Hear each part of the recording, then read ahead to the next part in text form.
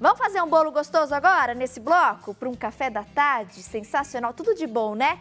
Ai, gente, essa versão aqui é sem glúten e sem lactose. Exatamente. Para aquelas crianças e mamães que têm restrição, certo, Wanda? Certo. Seja bem-vinda. Tá aqui de novo. Prazer tê-la aqui, viu? Que bom revê-la. A gente estava conversando bastante com o pediatra, né? Sim. Sobre as alergias alimentares que têm sido cada vez mais comuns, né? Sim. Não só em crianças, mas em adultos também a gente percebe essa intolerância, né? Cada vez mais comum. Sim. E sem falar que também algumas pessoas acabam restringindo também, né?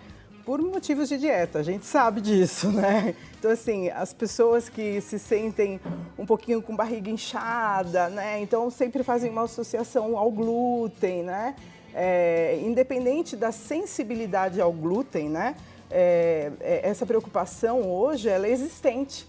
E o bom é que nós temos farinhas que a gente pode substituir, por exemplo, né? E farinhas que são acessíveis, não são caras, que a gente encontra com facilidade, né? exatamente. Que a gente vai até mostrar aqui para vocês, porque a gente tem alguns produtos que, de fato, eles têm um preço bem mais alto e aí não fica viável, né, para as pessoas conseguirem fazer em casa. A proposta hoje da Wanda é, de fato, conseguir aí baratear e deixar a receita acessível para aquelas pessoas que têm restrição e não podem consumir por recomendação médica, ou mesmo aquelas pessoas que precisam perder peso. Exato. E aí os médicos orientam, né? Reduz o glúten, reduz um pouquinho, você vai conseguir desinchar e vai ajudar nesse processo da perca de peso. Então, tem essa opção aqui. E tá bonito demais esse bolo. Eu adoro bolo com casquinha, eu vi que esse ficou com casquinha. Ficou bem, eu adoro bolo que fica essa casquinha. O Damasco colabora também, né? Ai, já sou apaixonada. E é engraçado, quando corta a fatia, né? E aí, sempre para eu comer, eu vou deixando a fatia por último, sabe? Eu vou pegando o bolo e deixo por último a fatia. Eu também fiz bastante isso quando criança. Você faz isso em casa ao seu filho, minha amiga? Você vai comendo e começa de um ladinho ali. E eu deixo sempre a fatia lateral por último, que eu acho a parte mais gostosa. Exatamente. Como a gente prepara essa belezura aqui? Então vamos lá. Os ingredientes que a gente vai utilizar para esse bolo hoje, né? Então são 400 gramas de damasco seco, que a gente precisa deixar então de molho. Eu fiz a opção, quando a gente pensa em lactose, eu fiz a opção pelo leite de coco. Mas em casa, ele pode ser substituído, por exemplo, por um leite de amêndoas, um leite de aveia. Leite de arroz. Um leite de arroz. Inclusive, um dos que a gente costuma dizer que são mais acessíveis em termos de custo, o leite de inhame. Inhame. É possível se fazer um leite que é muito saboroso, a textura é muito próxima, inclusive, do leite de vaca. O leite de inhame é o único, né, que tem essa proximidade na textura. E leite de inhame é fácil de fazer, é barato. O inhame é riquíssimo, riquíssimo, né? cheio de nutrientes, exatamente. Como é que faz? A gente já ensinou no programa, inclusive, o leite, né, de castanhas, Sim. o leite de arroz, mas o leite de inhame? O correto é você pegar, por exemplo, os inhames, eles são sempre pequenininhos, né? Então, vamos dizer assim, 3 pequenininhos, que é o relativo a 150 gramas, tá? Então, você tem 3 inhames pequenininho, você cobre ele com água e deixa ele por 12 horas na geladeira. De molho? Isso, de molho. Tá. Descarta a água, coloca então dentro do liquidificador, né, com 2 xícaras de água. E o que acontece? Você começa a bater, bate, coa, e você vai perceber que você tem um leite com uma textura muito próxima ao leite, né, de vaca. E é saboroso. Eu costumo colocar ainda 1/4 de coco, pedaço de coco fresco, junto com o leite de inhame, porque aí o sabor fica até mais agradável para você tomar puro mesmo, né? Ai, que delícia. Então eu vou pegar 3 inhames. Isso, os pequenininhos. Cerca de 150 gramas. Por exemplo, exatamente. Descasco. Descasca ele, exatamente. E ponho de molho na geladeira. Isso mesmo. Aí você deixa assim por 12 horas. Eu costumo fazer isso à noite. Eu deixo à noite de manhã. Água o suficiente para cobrir. Descarta a água, tá? E bate ele, né, então, com 2 xícaras de água. Pode ser puro, então você tem só o leite de inhame. Você quer acrescentar um pouquinho de sabor a ele, modificar, deixar ele mais saboroso, porque às vezes a gente precisa tomar esse leite puro. Sim. Coloca 1/4 de coco, um pedacinho de coco fresco. E bate junto. E bate junto. É dos deuses. Prova, você precisa fazer. Aqui a gente está usando o leite de coco. Aqui a opção é leite de coco, poderia ser outros leites vegetais e tudo mais, né? Perfeito. Então a gente tem aqui também os ovos que eu deixei ali no meu... Deixa eu pegar aqui rapidinho. Pode pegar, fica à vontade. Que a gente vai precisar. Então, a gente tem 10 ovos que a gente vai utilizar para essa nossa receita. Eu tenho 200 ml de óleo de coco, né? Então, eu utilizo aqui o óleo de coco. 200 gramas de açúcar de coco, tá? E aqui nessa receita eu gostaria também de deixar essa opção de que dependendo do que a pessoa já está acostumada a comer com relação a menos açúcar, mais açúcar, ela pode abrir mão do açúcar de coco. Porque o damasco... já é docinho. Ele também adoça. Exatamente. Então seria eu mais uma tenho opção. 400 gramas do damasco. Isso, seco, que ficou hidratado, né? Por no mínimo 2 horas, né? Em 400 ml de leite de coco. Então a gente tem ele aqui, já ó. Tá. Já está hidratado. Damasco e leite de coco. Exatamente. 400 gramas do damasco e 400 ml do leite de Exatamente, coco. hidratado. Além dessa mistura, a gente vai usar 10 ovos. Exatamente. 200 ml do leite de coco. Do óleo de coco. Do óleo de coco, exatamente. Perdão. 200 gramas do açúcar de coco, Exatamente. que é opcional. O açúcar de coco é opcional. Isso, exatamente. Aí a pessoa vê o sabor, se ela quer mais docinho, menos docinho, E as farinhas? Né? Então aí vamos lá. Eu estou usando aqui farinha de amendoim, 200 gramas de farinha de amendoim. Farinha de amendoim é uma farinha que ela não tem, né? Então, glúten, e é uma farinha de custo acessível, né? Aí, assim, para saborizar ela um pouquinho mais, eu estou usando mais uma outra oleaginosa, tá? Que no caso, a farinha de avelã, 100 gramas de farinha de avelã. Eu poderia usar 300 gramas só de amendoim? Eu poderia. Então, esse aqui, essas 100 gramas, é porque a gente acrescenta um sabor a mais ao bolo. A gente, né, valoriza um pouco mais aquele sabor do bolo. Se eu comprar o amendoim em casa e triturar, eu consigo usar? As pessoas geralmente têm dificuldade de fazer isso em casa e eu vou explicar por quê. Vira pasta, exatamente, né? Mas aí tem um truque, tá? Que eu ensino sempre para os meus alunos. Eles usam muito o liquidificador, né? O rádio, então, assim, né, essa parte menorzinha do liquidificador, é ela que acaba fazendo com que o óleo se solte do nosso amendoim e forma uma pasta muito rápida. O que a gente tem que fazer? A gente tem que fazer essa farinha na processadora. E não no liquidificador. Exatamente, as pessoas erram por esse pequeno detalhe. Tá. A gente tem, né, um rádio maior e a gente consegue fazer a farinha sem que ela vire uma pasta. Então pode comprar pronto ou fazer em casa. Exatamente. Aqui a gente está usando 200 gramas da farinha de amendoim, 100 gramas da farinha de avelã. Exatamente. Aí a gente tem, aqui na farinha de amendoim, eu já coloquei as raspas de laranja, que eu gosto de deixar a farinha dando uma saborizada a mais, né? E a gente está usando uma pitadinha de sal, né? E 2 colheres de sopa de fermento. É muito simples, é muito fácil de fazer, né? Basicamente misturar tudo. Basicamente misturar tudo. Qual é a regra aqui, as etapas? Vamos iniciar, a sequência. Então vamos começar. Eu vou pegar os ovos, colocar aqui no meu liquidificador. Os 10 de uma vez? Aqui, Tá. Você já coloca tudo aqui. Aí eu pego aqui, ó, o meu damasco, que estava hidratado. E eu vou bater. Eu vou fazer uma pasta, né? E eu preciso hidratar o damasco, que é para que ele fique mais fácil, né, na hora de bater, né? O damasco sequinho, né? Então, assim, a gente hidrata por isso. Então, deixa o damasco de molho no leite de coco. Exatamente. Ou em qualquer outro leite vegetal. Vegetal, exatamente. Aí, agora eu venho aqui e acrescento, então, né, o meu óleo de coco.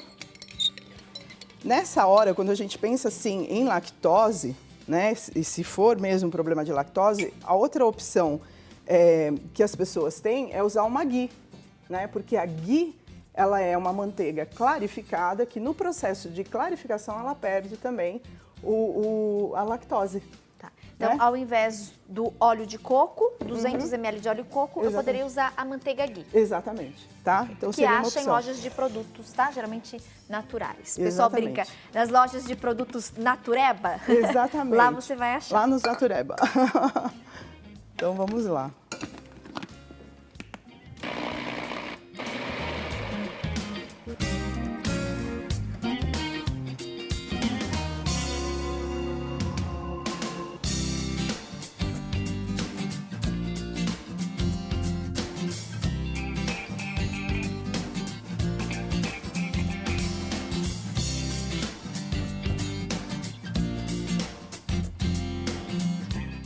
Aí aqui, ó, eu já tenho, né, a minha consistência, a consistência que eu preciso, né, o meu creme, olha como fica. Bem cremoso, Bem né, cremoso. Amanda? E aí vamos facilitar a vida das pessoas, porque eu escuto muito assim, né, principalmente os mais jovens, a garotada, né, ai, mas eu não tenho batedeira. Acontece, eles estão cada vez mais indo para a cozinha, né? Vamos fazer tudo no liquidificador.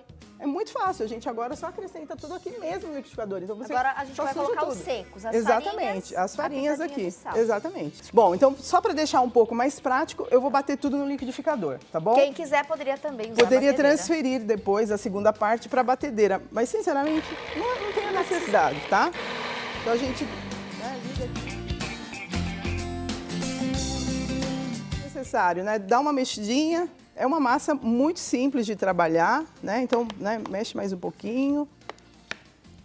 Bate mais um pouquinho. Gosto, né? Que deve ficar só no A gente tem que pensar nisso também, né? Não, é verdade. E eu penso sempre assim, nessa coisa da praticidade. E vai economizar água depois, porque daí é menos coisa pra lavar. Para tudo é bom, né? Então, assim...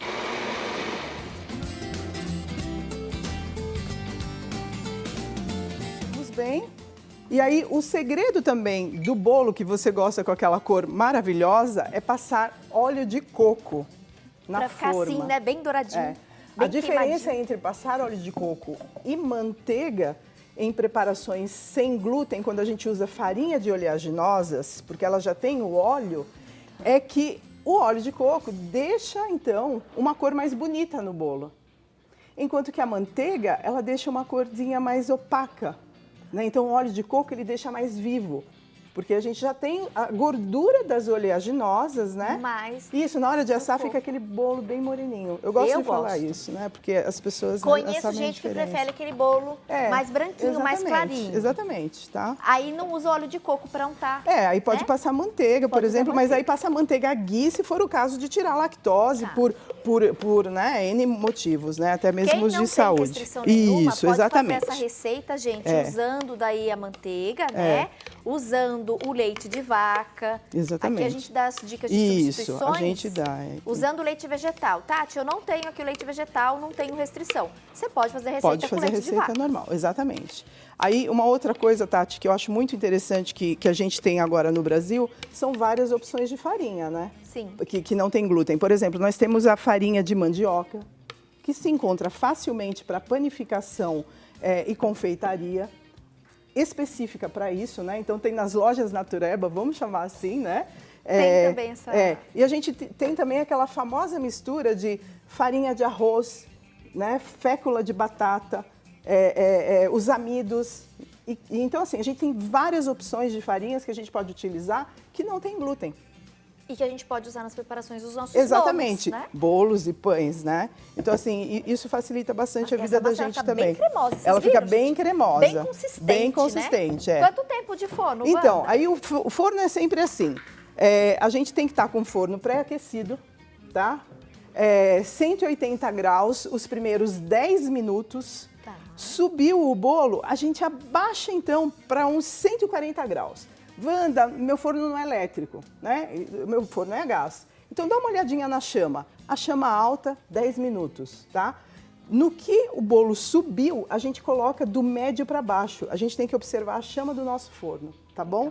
Esse é o grande segredo, Esse vai pro forno e eu vou pedir, por favor, para você me servir desse com casquinha. Faremos tudo que eu quero isso. Bolo com casquinha aqui, gente. Isso, com casquinha e tudo que você merece. Ai, tá lindo esse. Gostei de saber que é o óleo de coco que vai que deixa a cor escuro, bonita. mais casquinha ainda. Exatamente, né? Eu também acho muito mais bonito, eu prefiro. Essa é uma versão, então, sem glúten e sem lactose. Exatamente. Bolo de avelã com damasco. Exatamente. Que bonita a massa assada. Tá? Então, dá uma olhadinha. Já comi com os olhos.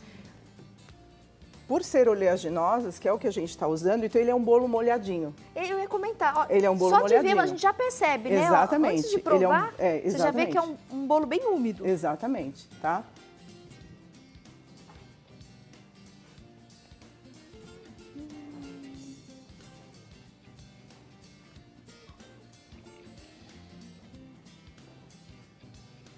Nossa, alguém deu uma respirada aqui. É bom também, gente? Você ouviu? Ouvi. Tá tudo bem aí, gente? Tem alguém passando mal ali. Então, Deu uma respirada ali. Foi o quê? Tá tudo bem, Gui? Tá tudo bem. Quer bolo? Você ouviu, meu Deus? Eu vi. Nossa! A gente... Pega um pedaço de bolo pro Gui, Wilson. Exatamente, né? Então, é justamente isso. As oleaginosas, né? Que ficam soltando aquela gordura. O damasco.